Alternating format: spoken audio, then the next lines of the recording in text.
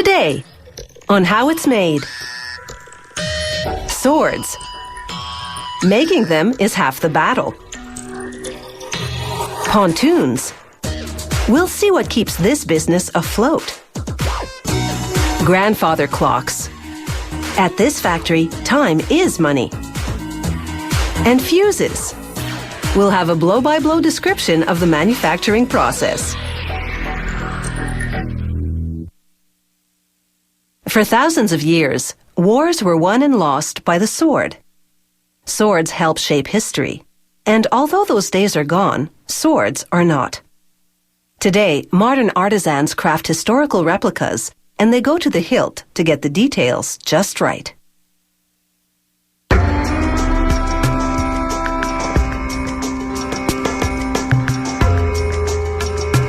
This reproduction of a medieval sword is ready to capture your imagination and take you back to the days of knights in shining armor. To make one, they place a piece of high-carbon steel in a fixture. Computer-guided blades carve out the basic geometry of the sword that has all the specifications of the original. Centuries ago, a blacksmith would have done this painstakingly by hand, but with this machine, the job is no sweat, and the cut is much more consistent.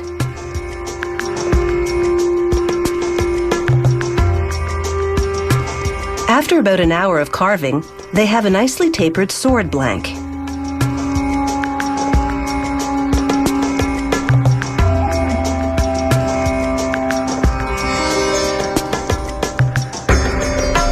They submerge it in hot liquid salt. It's a critical step. It softens the steel to eliminate stresses created by the carving. Next, they plunge the blade into containers of cool liquid in a process called quenching. It immediately hardens the edges of the sword, but the center cools more slowly. This allows the blade to retain flexibility, which will give the sword that springy quality. Using a belt grinder, they fine-tune the geometry of the blade and sharpen the edges. After that, it's sharp enough to slice paper to shreds. To test the blade's strength, they smite a metal barrel with it. Incredibly, it doesn't chip. They pump wax into molds to make historically accurate copies of the hilt parts, like the pommel, which is the counterweight at the end of the hilt, and the guard that separates the blade from the handle. They use the wax copies to cast the parts in metal. Then they grind and polish the cast metal pieces. They smooth away the rough edges on this sword guard and hone its profile. Grinding the pommel is a challenge because it has more curves and angles. One mistake, and the pommel could end up lopsided, which means it wouldn't be very effective as a counterweight.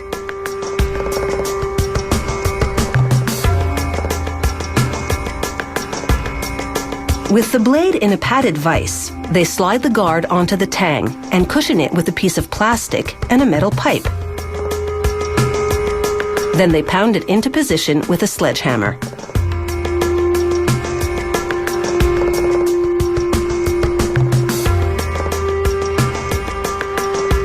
Next, they pummel the pommel into place. And then they top it off with a small piece of steel called a peen block. They blast it with a torch. This softens the peen so it spreads as they hammer it down.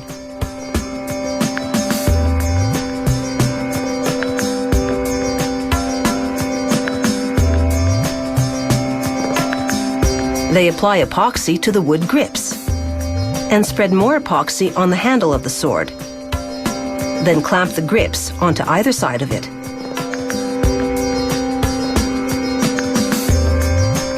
Next, they brush black dye onto a thin piece of leather and coat the other side with glue. They wrap the glue and dye-drenched leather around the wooden handle.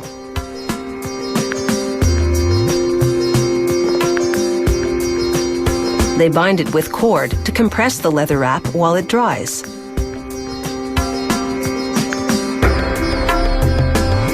They're now ready to brand the blade with the maker's insignia. Chemicals etch the mark into the steel, a millimeter deep.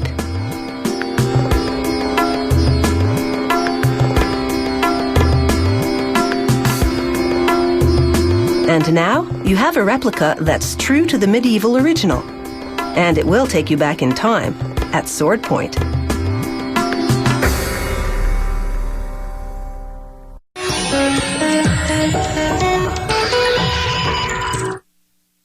Party barge, floating bridge, luxury raft. Some of the many functions of pontoon boats. While a pontoon's basic design hasn't changed much over the years, new marine materials have made these craft bigger, sleeker, sturdier, and faster, ensuring safe family fun on the lake. In the old days, 45-gallon steel drums kept pontoons afloat.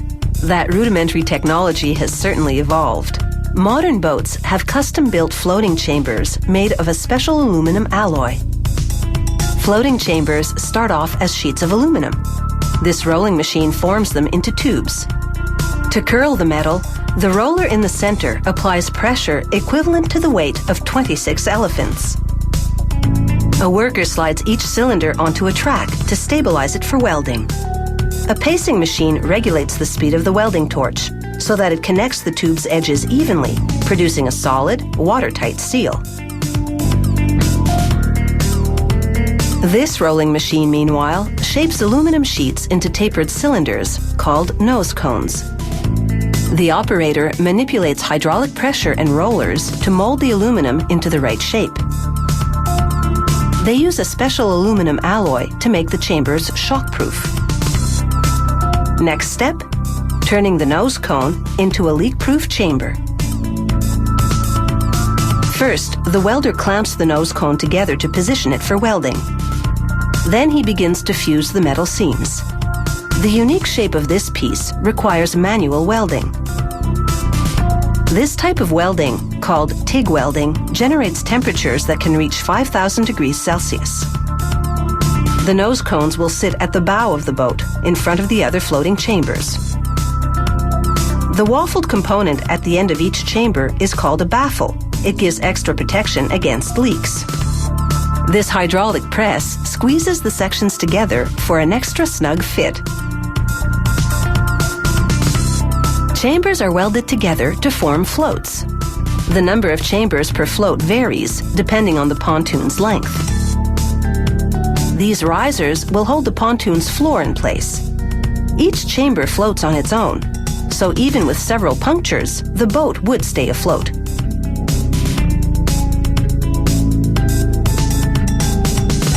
A worker shoots compressed air into each chamber to check for leaks.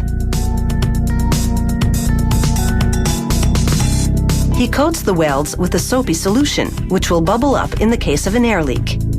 This demonstration shows that if air can get out through this tiny hole, then water can get in through it.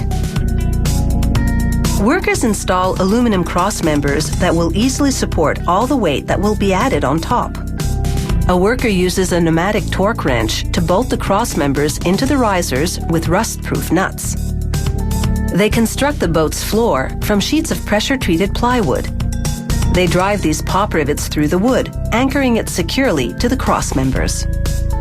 Workers custom cut and glue down a marine carpet. Its fibers are plastic, so they won't rot. Now for some fade-resistant decals to festoon the pontoon. Rollers crimp aluminum side panels to make them stronger. Corrugated panels don't warp or wobble as much as flat ones.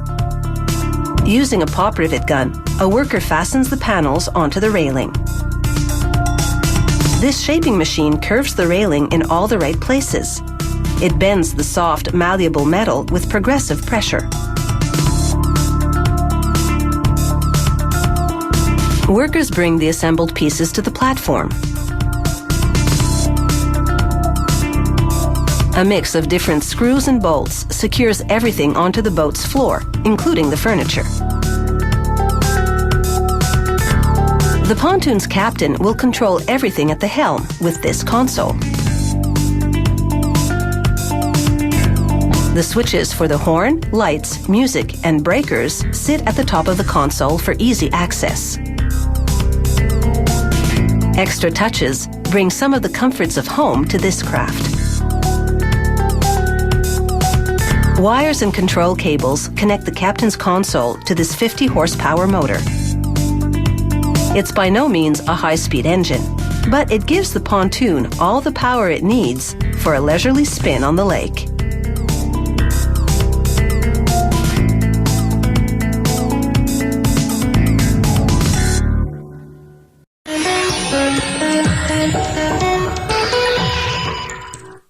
Gravity drives a grandfather clock.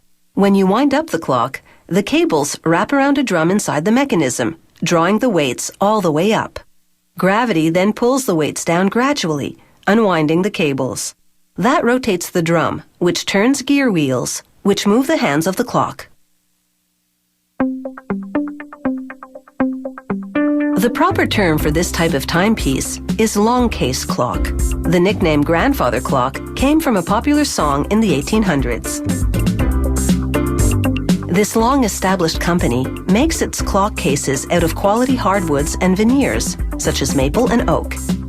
To construct frames for the four sides and door, workers fit dowels into holes, then solidify the connecting parts with screws and glue. They lay each frame in this curing machine. It uses high-frequency radio waves to generate heat and dry the glue in seconds.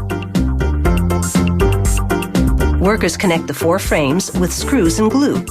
They'll later attach the door frame with hinges.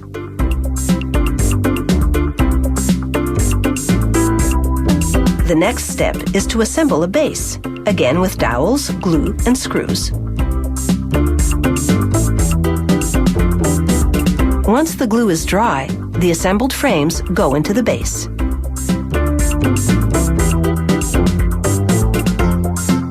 Now for some embellishment.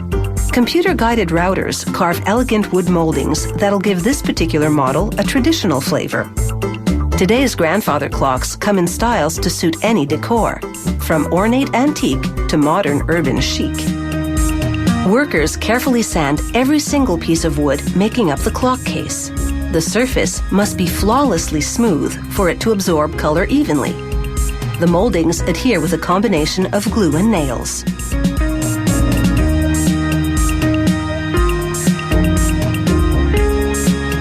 These long pieces of wood become curved, fluted moldings.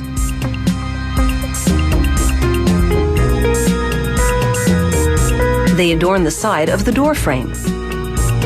This model also has a pair of stately columns above and below the flutes. A worker first positions them with glue, then, like the flutes, screws them securely to the frame from behind.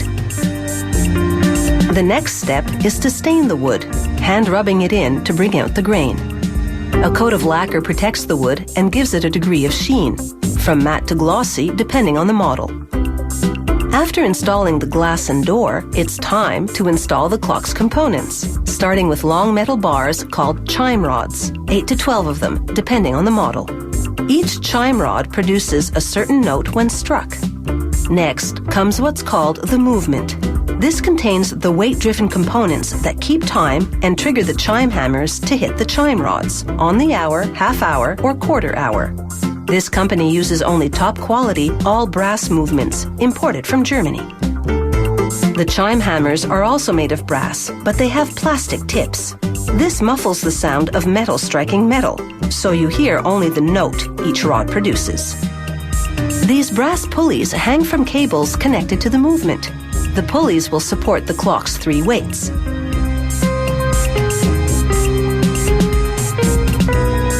After connecting the movement to the clock dial, a worker inserts this model's last decorative detail, a wood panel to frame the dial.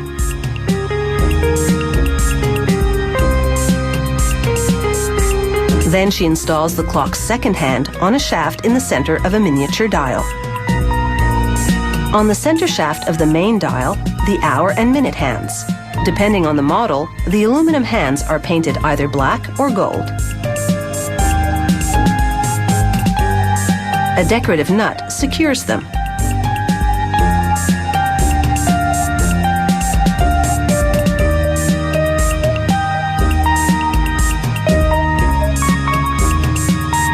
Finally, the all-important weights and pendulum.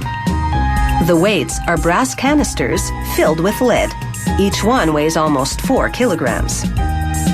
The pendulum sways from side to side at an even pace. This ensures the clock keeps time consistently and accurately. It also drives the clock to chime on the hour or fraction of the hour. All you have to do for Grandfather Time is wind him up about once a week.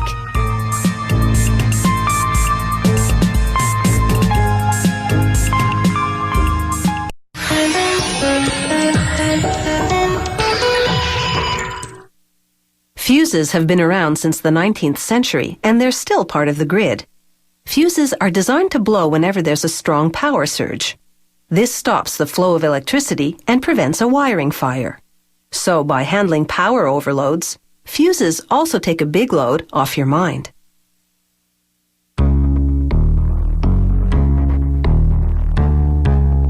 Choosing the right fuse depends on your current needs. To make a high-voltage fuse, this machine cuts notches in a long silver strip, which will serve as its element. The notches will help control the way the fuse blows. They melt bits of soft metal onto the strip. The bits will be the points where the fuse blows. They weld one end of the silver element to the top of a ceramic core, and then wind the element around it.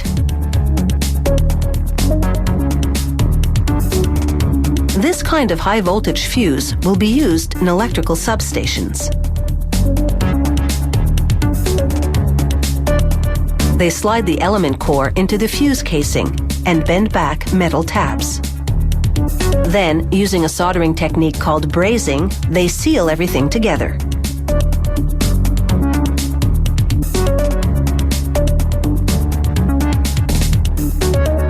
They take a brass washer and wind ignition wire around it. They're assembling the striker pin, the device that indicates a blown fuse and shuts down the power.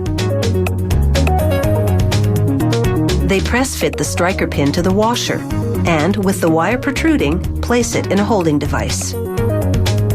They add explosive powder to each striker pin.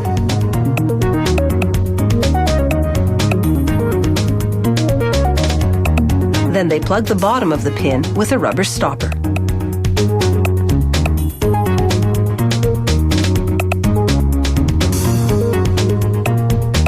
Then they press the striker pin into a brass capsule, which will contain the mini explosion that pushes out the pin when the fuse is blown.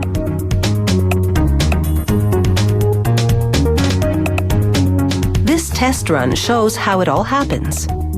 They wrap the pin's ignition wire around an electrical post. They clamp down the pin and position the pendulum that swings to indicate the amount of force with which the pin fires. A jolt of electricity detonates the explosive. This causes the pin to protrude, signifying a blown fuse.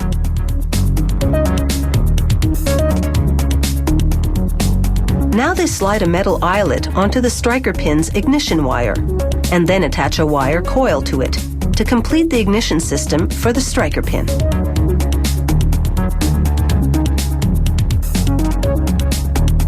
Using a snare, they pull the whole assembly into the fuse. They tie the end of the coil to the fuse's cap, and they press fit an outer cap over the inner one. They fill the fuse with a specific type of sand. It's a filler that absorbs energy from the element when the fuse blows.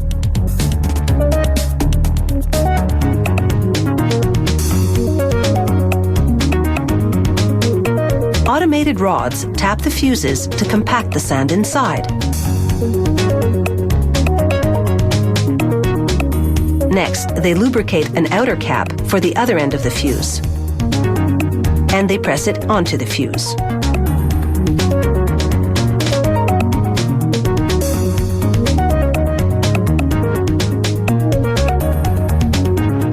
This machine spins grooves onto the cap, pinching it tightly to the fuse casing.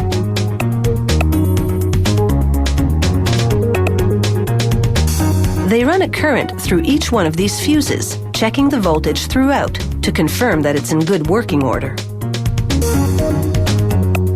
They pump sealant around the rims of the caps to make them completely airtight. Finally, they affix the safety information. And they also stamp some electrical specifications onto the caps.